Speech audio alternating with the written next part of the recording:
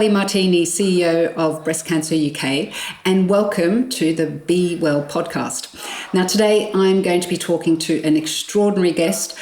In her own words, she is here to change the game and societal perceptions of people who don't necessarily fit the mould. And she certainly lives up to that statement.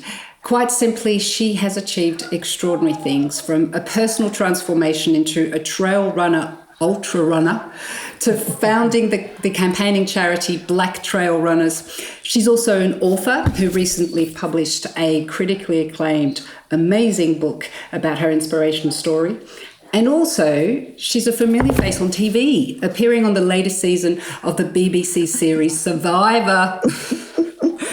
I'm absolutely thrilled to welcome Sabrina Pace-Humphreys. Thank you so much for joining me today, Sabrina. Oh, thank you so much for having me. I feel really privileged to be on your new podcast. So yeah, really happy to be here. Great. Thank you so much for joining us. Now, I'm going to start by, first of all, commending you on this incredible book, which I've just read. And it triggered every emotion in me. I have to say, it's a super inspirational book, but I'll admit it was a hard read at times. The pain that you suffered through racism and other struggles in your early life just pour off the pages. But for me, what was shocking about the book is just how awful, not just how awful the racism and bullying that you were subjected to was, but also, quite incredibly, how you turned these adversities around into your strength and your superpower, quite frankly. And it's this superpower of yours, which I think is perfectly illustrated in another one of your quotes, which I've pinched because I love what you say. You say, you can not only survive, but thrive because of our circumstances and not despite them. So I thought it might be nice for you to start by telling us a little bit about what you mean by that. I think that, and thank you for purchasing the book. It is a difficult read, and it was very, very difficult to write, to open that Pandora's box of my experiences of being a Black mixed race woman of colour living in a rural town in the UK.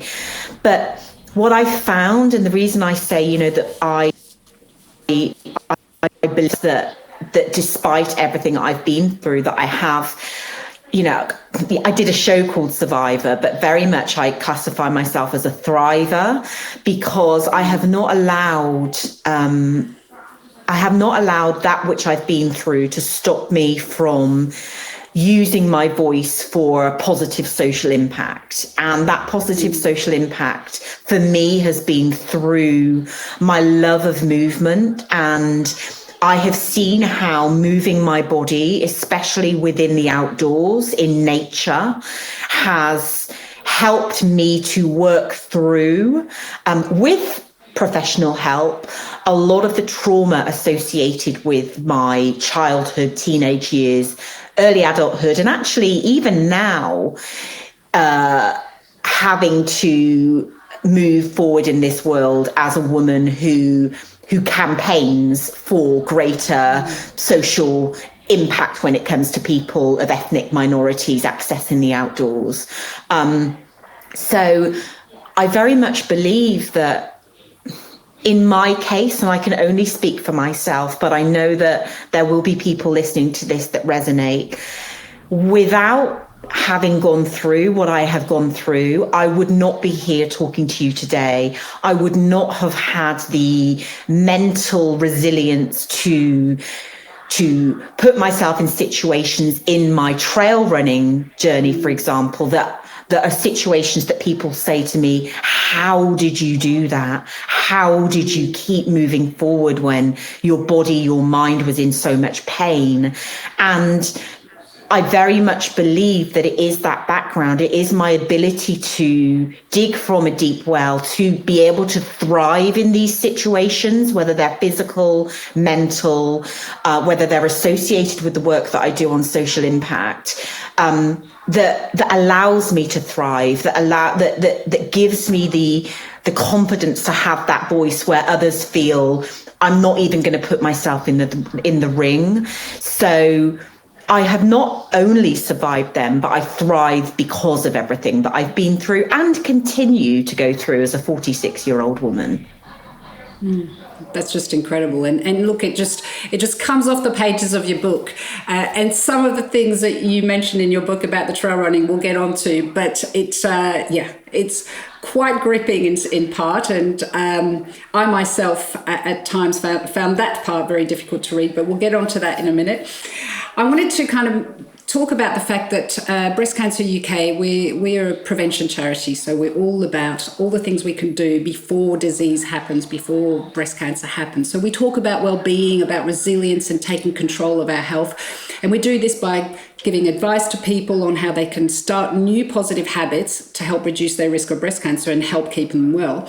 And I wanted to kind of tie that in with you a bit, because you're very open about how you once had a quite unhealthy habit, and which you managed to overcome and to break, and you did this by forming very positive new ones, which you've started to talk about. And specifically in your book, you talk about your very first run being life-changing and how it became your medicine. And I was like thrilled to hear this, because we talk about physical activity a lot like it's a magical pill, because it really is. It has the power to protect us from so many health issues, including breast cancer. But you mentioned that it's your medicine. So could you tell us a bit more about how running changed your life, and also how it's important to look at health through this lens of prevention as opposed to cure? I think that, I talk freely because I feel it's important to share my story. I am a recovering alcoholic, and when I had my fourth child, I have always experienced episodes of depression and anxiety. I just didn't know what to call it when I was a child or a teenager. It just was that feeling of low mood. And, I describe, after having my fourth child, experiencing very severe postnatal depression in my book, and that I had been using really unhealthy coping mechanisms to deal with that. That had said to me, at my 12-week check with the baby, which, anyone that's had a baby will know, you go and you're checked, and they fill out a questionnaire, which really they're looking at your mental health state in that. And it became apparent very quickly that all was not well. And I was so deep into my depression that I didn't know how ill I was. Thankfully, I was under the care of a doctor, a female doctor, as it happens, that she was a runner, and alongside medication and talk therapy, she suggested to me, why don't you try doing something outdoors, something that takes you away from the normal pattern of your daily life? Why don't you try jogging? And I had never done anything like that before, because I didn't see myself in these spaces. Running wasn't something I ever thought I was good at. I didn't see myself represented as a woman of color, as a mother, as any of these intersections that I inhabit. And that first run, it was a run walk. It wasn't a run. It was a run walk. It was 1 minute on, 1 minute off, as I describe in the book. But, for that whole run, all I could focus on was how I was feeling, which is very much how I guide my training today and how I work with my clients, is how do I feel? What does my breathing sound like? What can I see? What can I, how are my feet tapping the ground? Am I upright? So it was really about checking in all of the time with my body. And I had never done that before.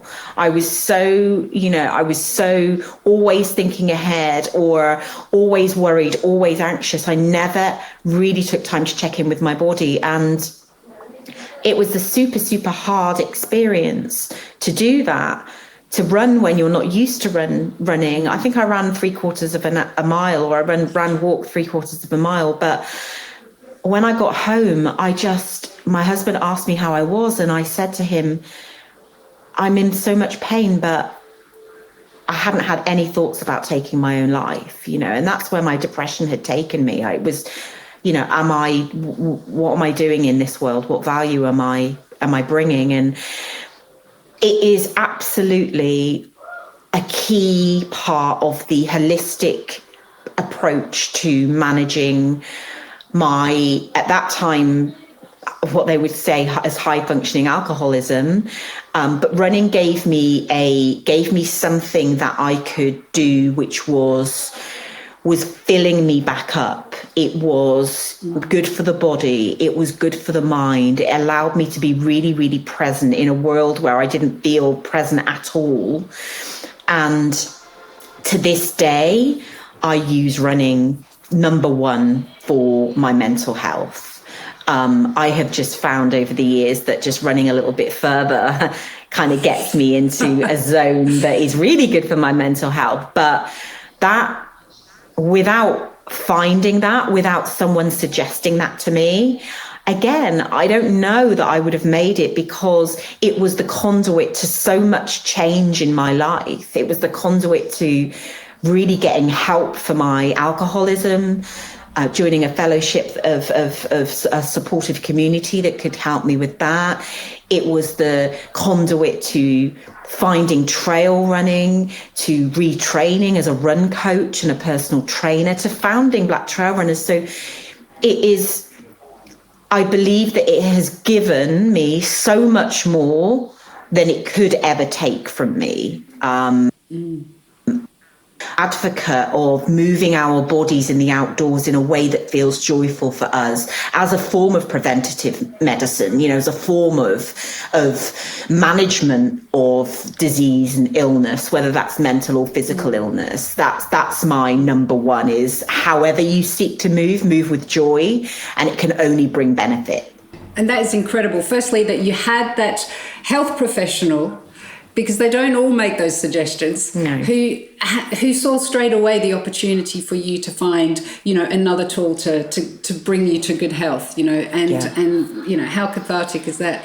And then you mentioned just then the importance of the environment. And I think sometimes when we talk about exercise and we talk about physical activity, we forget how important the environment is. And I think in your experience, the environment is everything. Can you talk to us a bit about how the environment in which you do physical activity has helped kind of propel you to the extremes that you've achieved? Oh, I am, if you open the dictionary, and there is a definition of a trail lover, a trail running lover, or a lover of the outdoors. It's me there, because you split me in half, and I am an explorer, an adventurer of the outdoors. But I did not come from that background. I came from a very poor family. We did not have the financial access to really experience the outdoors in the way that I do now. And I know that still so many families don't. And it's what I work to increasingly by being in nature. So I'm a trail runner, which means that I don't like to run on roads. I don't like to run on concrete. I like to run in fields and in forests and on canal. Anything that is surrounded by greenery is green space. And there is very soul-ing about even 10 minutes spent walking outdoors, because trail running, I want to break these myths around it. Trail running includes walking, it includes slow walking, it includes fast walking, it includes running, it includes hiking. It is moving forward in a way to you in the outdoors. We call it trail running. And I never felt that connection to nature.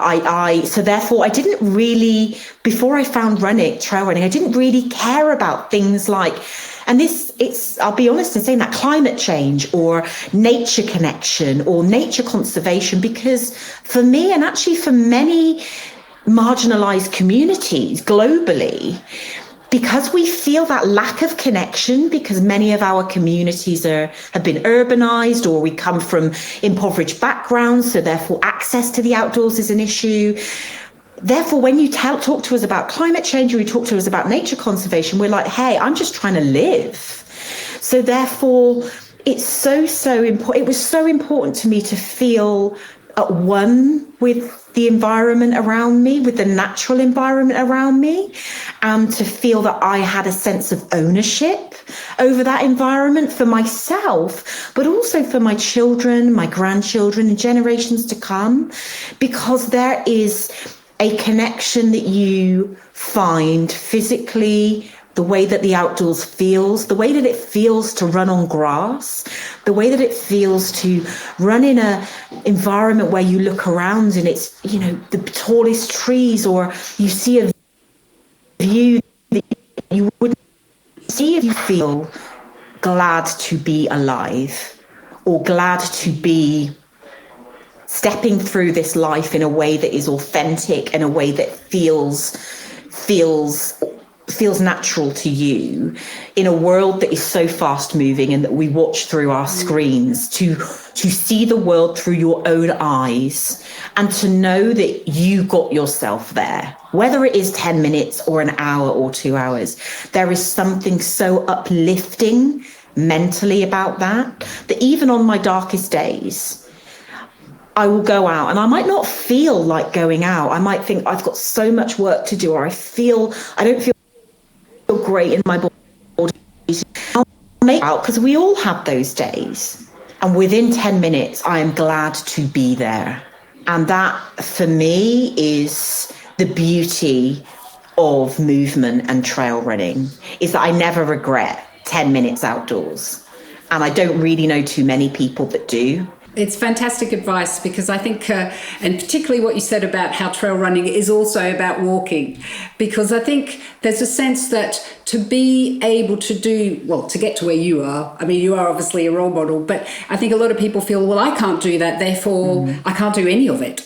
And you know, one thing that I really struck me in your book was something you said, you changed your life through running. But one thing that you also did very shortly after that was you started helping other women to get into running. And that's incredible. And there's something you said that was very true for me, because I had the same experience. I think a lot of women do. And that's that the women who were kind of joining you and learning to run with you, many of whom probably weren't runners, they were confident with you because they knew that they wouldn't be judged for being too slow. They wouldn't be judged for being quiet, or the fact that they don't look like runners. And I can totally relate to that. And, so I'm really keen to hear from you why you think that's so important, and how that can help women in particular kind of get out there and enjoy running, walking, and so on. Yeah, I knew quite early on in my running journey that I wanted other women in particular to feel this sense of joy, this sense of freedom, this sense of mental well-being, physical well-being that I felt. And I love people. I love being in the company of people, very much so, especially these days, more face to face. We've go through the year doing line. So in 2016, I qualified as a run leader, UK Athletics run leader, because I wanted to start up a group for women who didn't necessarily fit the mold of a runner, or didn't see themselves, as you said, I don't look like a runner, I don't move like a runner, I'm not fast enough, I don't know what I'm doing, I don't know what to eat. All of these questions that we ask as new runners, that sometimes we feel a bit ashamed about asking, because it's like, well, if I want to be a runner, I should know this. And it's not true. I'm all about dispelling the myths. So I set up in 2016 a group called Mums on the Run, Stroud Mums on the Run, where I'm based. And within 2 days, I had 60 women who were like, this is the group for me, because my ethos is we run as a community. We run as women who are running for different reasons, but the main reason is to have an hour where you don't have to think too much about what you look like. It's not about your pace. It's not about whether you've done it before. You don't need to know where you're going. Trust me. Trust in my experience to guide you through this process. And it grew and grew and grew year on year. And it really showed me the power of role modeling for women who see me, and I can say to them, I have been exactly where you are. I know exactly how you feel. I know what you're dealing with. If I don't know it, there's a woman in this group that knows it. And that, you can't buy that. You can't buy that kind of support. And my face-to-face women's running groups have grown year on year. And it led me into really understanding how to create, how to nurture, how to role model, how to build community through movement. And the absolute, the medicinal, that social prescribing importance of movement in a way that feels joyful. And it's something I do to this day. In the busyness of everything else I do, I never, ever let that go. Even in lockdown, we would do our running running around. We would focus on strength and conditioning.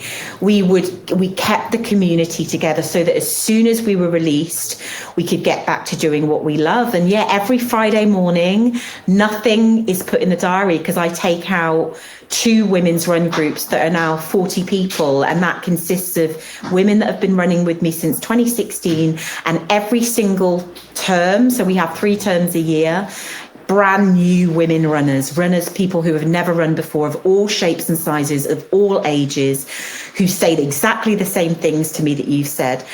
But what if I'm too slow? And I'm like, there is no too slow. No one is left behind here.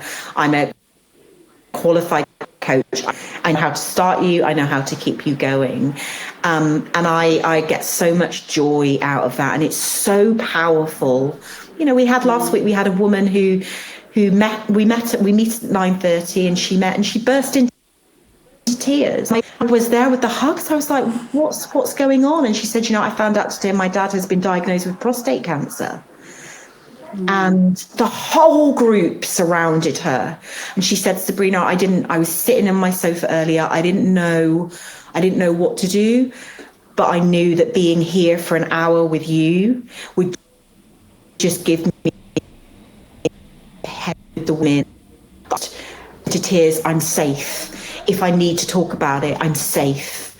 But being here with you is better for my well-being than sat on the sofa thinking about what all the ifs. And if I can provide that and continue to provide that, for me, that's job done. It's job done. Oh my. More than job done. We need more of you and your running groups all over the UK, and we'll find out soon how people can find out more about you. You might get a lot more interested people. So your trail running now, not only are you supporting other women to run, but you also have really pushed yourself, and something in you kind of woke up when you started running, and you wanted more, and you wanted to really challenge yourself. And you talked briefly about what trail running is, but what exactly is an ultra runner? And can you tell us a bit about your experience? And then I'm also keen to hear about how that led you to found the Black Trail Runners as well, because there's a really, really important story behind that. Yeah. So ultra running, for anyone that doesn't know, and again, there are no silly questions here. I what it was when so you're traditional. If you take up running, you'll do like my women are doing, couch to 5k. So I've got various women on couch to 5k, and then you might decide to stick at 5k because you know what, I'm really happy with that, and that is amazing. But you might choose, like I did, to think, okay, I love this, I'll go to 10k, and then you might go to a half marathon, and then you might go to a marathon. And such a small percentage of people around the world do marathons. If your passion and your love for running and the outdoors really is there, I ask myself, well, what's next? So an ultra marathon is anything that is over 26.2 miles, which is marathon distance.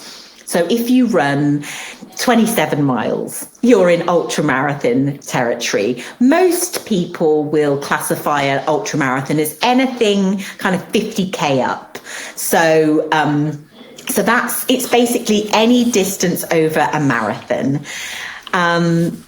Women are amazing ultra marathon runners. I want to say that. Until January this year, a Scottish runner, called Jasmine Paris. Well, she's not Scottish. She lives in Scotland. Jasmine Paris. She has the of the Spine race, which is a trail race, an ultra marathon that is the whole of the Pennine Way, the oldest national trail here in the UK, 268 miles. She had the record on running that for years and years, and she ran that while she was breastfeeding at every checkpoint her baby. Women, that our scientific, our biology, our mental capacity, the data shows that we start to meet men on a level at ultramarathons, and we actually surpass them. We can go longer and we can go faster. And I find that in my own journey, I love running very, very long distances. And remember, trail running is run walking. So I want to really stress that. The first long distance run I did was the Marathon des Sables in 2018. And incredible. That was the hardest run on earth, isn't it? That was an ultra marathon. The hardest one. That was an ultra marathon in the Sahara Desert. And again, the reason I did that is because I'd never imagined, as a mum of four at that time, that I would ever see the Sahara Desert, never mind running it. And to be on that start line at 40, it was my 40th birthday I did it for. Again, it was one of those moments which was like, wow, like, look where I am, look what I can do when I put my mind to it. And I've gone on to do a lot of ultra marathons since then. The latest winter, 210 miles around the southeast of England, non-stop. But there is something for me very soul affirming, as a woman, as a 46-year-old woman, as a mother and a grandmother, that I'm blessed to be able to know how to look after my body and progress my running in a way that I can do these hard things. You know, that's what another thing I say is, and I say to other people, we can do hard things.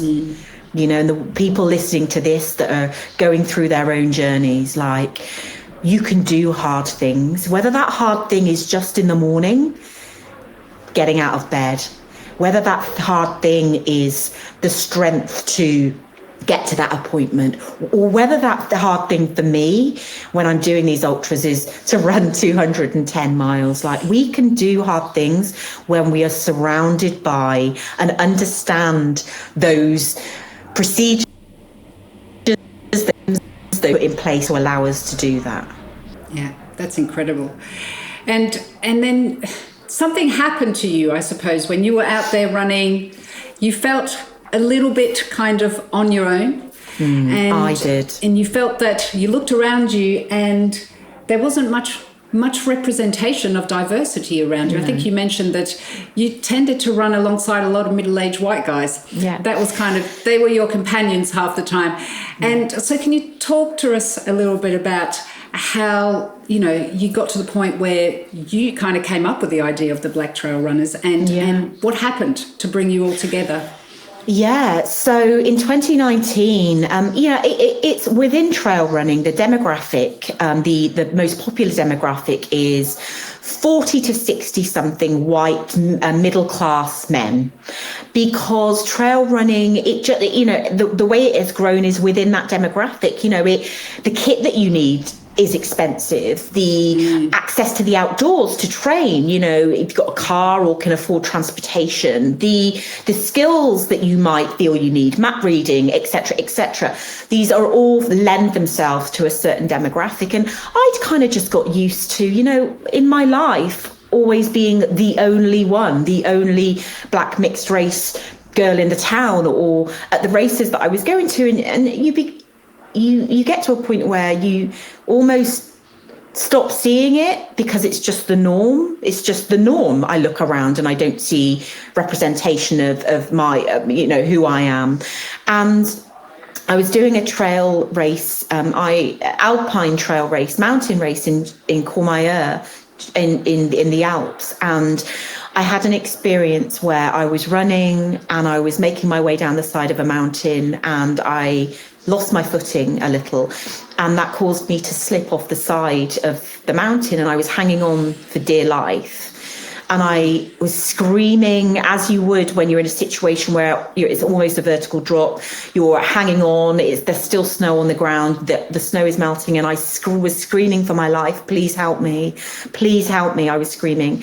And 5 white men ran past me as if I was invisible, as if I wasn't there. And I was so hoarse from screaming. I couldn't understand at that time, in that moment of panic, why I wasn't being given a hand to help. And I thought I was going to die there. And I didn't want to die there because I didn't feel that this was something that was in the plan when I started this trail race earlier in the morning. And it was the 6th Italian man that stopped, that gave me his hand, that helped me up. He couldn't speak English. I couldn't speak Italian, but human spirit and a human wanting to help another human, he helped me up. And it was in my reflection of that it became very apparent to me, because of my lived experience, because of being in situations which you've read about in my book, where I wasn't given the help that I needed because of the colour of my skin, because of my hair, because I didn't look like someone that you might necessarily have in your circle of friends or your family. So therefore my needs are further down the hierarchy of support that you would give. And I was like, oh my God, because I look different, because I'm different, because I'm not someone that they deem worthy of help. Because don't have blonde hair and blue eyes? Like, would I have been given help if I would to fit that demographic? And I absolutely believe that I would have been given help sooner. And it just to think about my place within this sport that had given me so much, this activity that had given me so much, to the point where I didn't want to be there. I didn't want to put myself in situations where I might fall again and not get help. So I would make myself overly friendly when I was out. And it just was so energy draining. And then in 2020, we had lockdown, we had COVID, we weren't allowed out. And when we were eventually allowed out, it was only for an hour. And you saw a massive increase in people trail running, in people getting outdoors, wanting to be in nature, because that's the only connection to the outdoors that they had. And also within that, you had the murder of a black runner in America called Ahmaud Arbery, which caused the black running community globally to ask the same questions I was, which is, are we safe here? Are we safe doing this sport? And then you had George Floyd, and then you had Breonna Taylor, and then you had the rise of the Black Lives Matter movement. And in that time, I had been looking for a community that was representative of the woman that I was, of the person that I was, that was a community where I could feel safe, seen, that was looking to discuss and take action on these barriers to access, these races where we felt unsafe. And it wasn't there. I asked. So I brought together some other people that I found online that were lovers of trails and lovers of the outdoors. And we launched Black Trail Runners in July 2020. And Black Trail Runners it was initially it was initially a campaigning and community organisation that was about addressing the severe lack of ethnic diversity of the black community in trail running. It asked the questions, we love it, we want to trail run. The reason that more of our community don't is because there are barriers that exist to access skills and representation. And we had no idea how popular it would be, how it would grab the hearts and minds of people, and not just black people around the world. Because Black Trail Runners, and it's something that I do want to get across here, Black Trail Runners, yes, predominantly it's to increase inclusion, participation and representation for the black community in trail running. That is our charitable mission. are a white person, if you're a brown person, however you identify, if you want to see a more diverse outdoors, Black Trail Runners is for you. You can become a member and help us to work towards that mission. And it just, I was talking about this the other day. We launched Black Trail Runners in really what was a perfect storm in terms of our message getting across the world. And we have grown year on year. We have thousands of members. Wow. Our initiatives are from grassroots level, social runs, community runs like I've discussed today, right through to last year. We held our very first larger scale event, which was the most diverse trail event the world has ever seen. 70% ethnic minorities, 70% female. These are statistics that haven't been seen in trail running. And it was from an idea. That to your experience. Yeah. Sorry, carry on. It's the initiatives that we work on. We are a charity. We are a UK registered charity. We rely upon charitable funds in order to implement the initiatives that we work for, in order to address these barriers to access for our community. But and the work I do is voluntary. It has been since day one. And sometimes I'll pull out a 12-hour day and I think, oh my gosh, how can I continue to do this? And so, funding's become a bigger part of the work that we do, and understanding funding structures and understanding who to talk to, because we change lives, and that's something that I think as I've got older, that I didn't have anyone that was an advocate for me growing up, as I discuss in the book. I didn't have anyone that was fighting my corner. I didn't have anyone that I could say, are they doing this to you too? Not just growing up, but as a teenage mum, I had my first baby at 17. I didn't have anyone in my peer group that was going through what I was going through. So I felt so alone and isolated.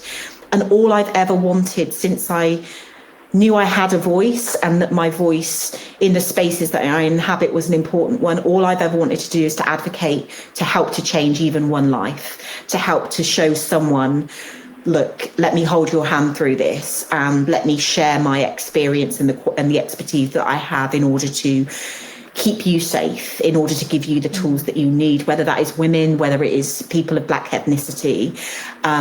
Everyone needs a cheerleader. And I am that cheerleader. You certainly are. What amazing things you've achieved, honestly. And also in your book, you talk about the fact that before all of this happened, you were 20 years a businesswoman running your own HR company and having 4 kids, and also being a massive inspiration to people around you, and making the changes that you put in your own life something that other people around you could benefit from.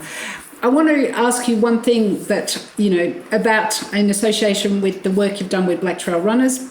It really is amazing how, the way you describe it, you've brought the conversation of wellness to communities who, have little trust in traditional wellness approaches, to be honest. And at Breast Cancer UK, it's a really important thing for us to make sure that the conversation around breast cancer prevention happens across communities in a more inclusive and relevant way. And I wanted to ask you, in your view, because now you're part of a charity, you understand how these structures work.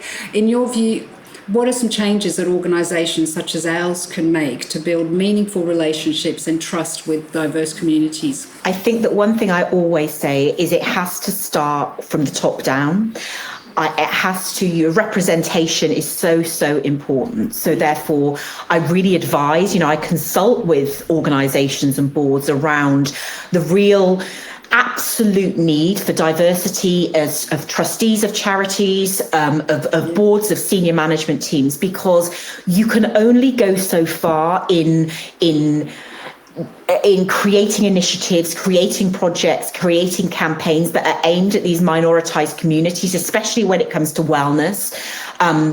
by looking through it through the lens of a white person. So therefore, if you really want to implement change at organizational level, and this is large global organizations, charities, right through to small, you have to start at that level, because decision making, understanding of an audience, allocation of funding, bringing in suppliers who themselves are from those marginalized communities is absolutely critical to implementing the change within these communities, these disproportionate, areas of understanding, etc., etc. If you really want to, I'll use the term put your money where your mouth is, but if you really are a CEO or a COO or a chairman of the board or trustees that really want to engage with these communities, you have to start from the top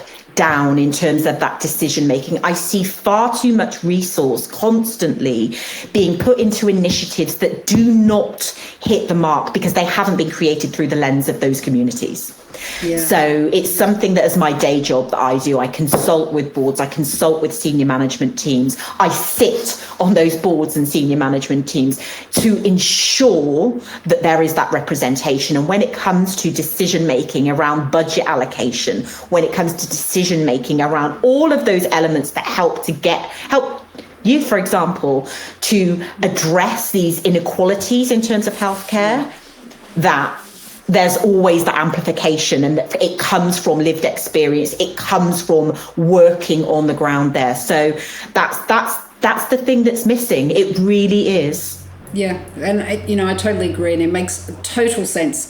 And as charities, there's so much we're learning. There's so much that we need to do to evolve, and just when you put it that way, it makes an awful lot of sense, doesn't it? I mean, everything, the culture of an organisation comes from the leadership. It's the bottom up is important as well, but it's so important for the leadership to lead as well on these changes.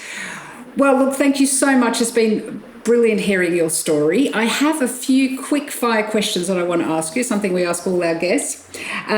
First of all, do you have any guilty pleasures? Oh my gosh, my guilty pleasures to absolutely switch off are at the moment, I'll talk to you, binge watching a program called Yellowstone, which is all about Montana and cowboys, and it's got Kevin Costner in it. So to switch off, my guilty pleasure is to binge watch something, and at the moment it's this TV series that's crazy. It's incredible. It makes me want to be a cowgirl. Great, sounds amazing. Now, not that you need to achieve anything more in your life, but we do ask this question to everyone else. What is the next thing that you want to accomplish that you need to kind of tick off your bucket list? Oh my goodness. I think there is a ultra marathon called Badwater, which takes place in the hottest place on earth, the Badwater Basin in America, through the Mojave Desert.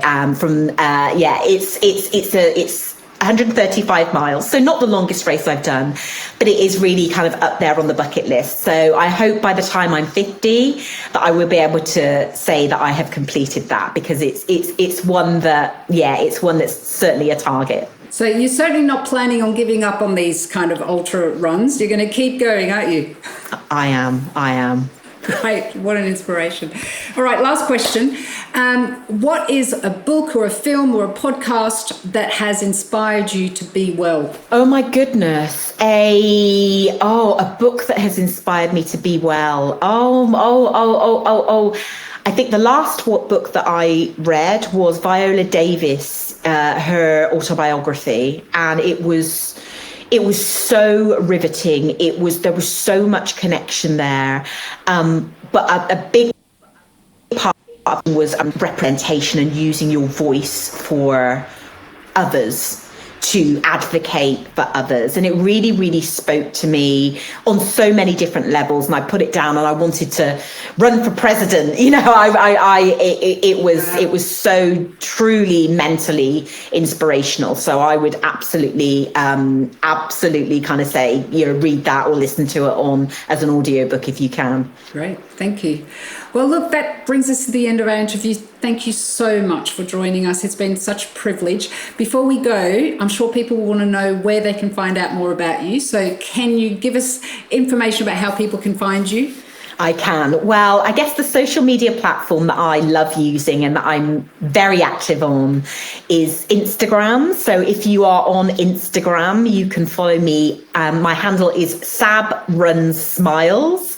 So it's SABRUNSMILES. You can find out more about me via my website. So that is sabrinapace-humphreys.com. Or search me up, just type in my name to LinkedIn, to Twitter, to TikTok. But if you want a real flavor of what it is, I call them my Instagramly on Instagram, or want to ask me any questions, that's the best place to find me. Brilliant. And we'll make sure to put all the links in the notes as well for the podcast. Thank you so much, Sabrina. I'm really thrilled to have met you today. Thank you for sharing your story, for being so generous, and for being such an inspiration. Thank you so much for asking me.